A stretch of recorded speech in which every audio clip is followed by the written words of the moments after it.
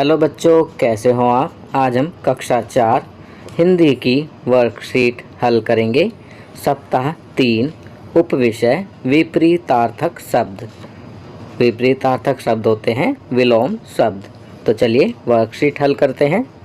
उल्टा या विपरीत अर्थ बताने वाले शब्दों को विलोम शब्द या विपरीतार्थक शब्द कहते हैं।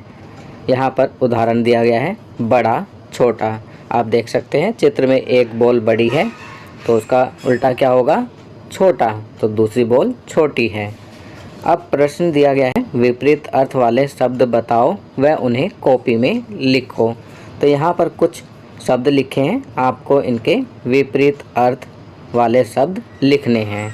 तो चलिए उत्तर करते हैं। कठिन, कठिन का विपरीतार्थक शब्द लिखेंगे सरल। असली, असली का लिखेंगे नकली।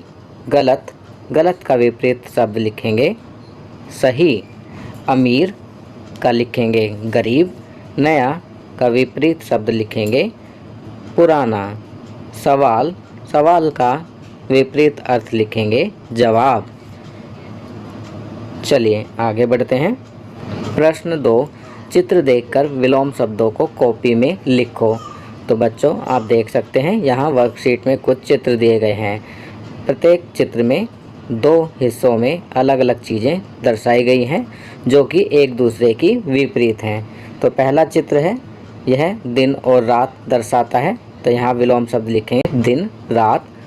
दूसरे चित्र में लिखेंगे हंसना रोना। तीसरे चित्र में लिखेंगे मोटा पतला। चौथे चित्र में लिखेंगे बंद खुला। चलिए आगे बढ़ते हैं। प्रश्न 3, सही शब्द सोचकर रिक्त स्थान भरो व अपनी कॉपी में लिखो। यहाँ चित्र दिया गया है, चित्र को देखकर आपको खाली स्थान में सही शब्द को लिखना है। पहला वाक्य है, सूरज पूरब में उदय होता है और पश्चिम में अस्त होता है। यह आपके लिए पहले से ही किया गया है। दूसरा करते हैं, चांद एक है और तारे डैश हैं। तो यहाँ लिखेंगे अनेक, क्योंकि चांद एक है और तारे एक से ज़्यादा हैं, अनेक हैं। तीसरा, चुन्नू का उत्तर सही है जबकि मुन्नू का उत्तर क्या है, गलत, तो यहाँ गलत लिखेंगे। चौथा, मीना अपना बायां हाथ उठाओ और राजू तुम अपना डैश हाथ उठाओ। तो बायां का विपरीत शब्द क्या होगा, दायां, तो यहाँ दायां लिखेंगे। पांचवा, बर्फ ठंडी है और आग डैश, तो यहाँ लिखेंगे गर्म। बर्फ ठंडी है और आग गर्म। चलिए आगे बढ़ते हैं। प्रश्न 4, दिए गए शब्द जाल में से विलोम शब्द ढूंढकर अपनी कॉपी में लिखो। तो बच्चों यहाँ देख सकते हैं आप, एक शब्द जाल दिया गया है। इस शब्द जाल में से आपको विलोम शब्द ढूंढकर नीचे दिए गए शब्दों के सामने लिखने हैं। तो चलिए शब्दों के विलोम शब्द लिखते हैं।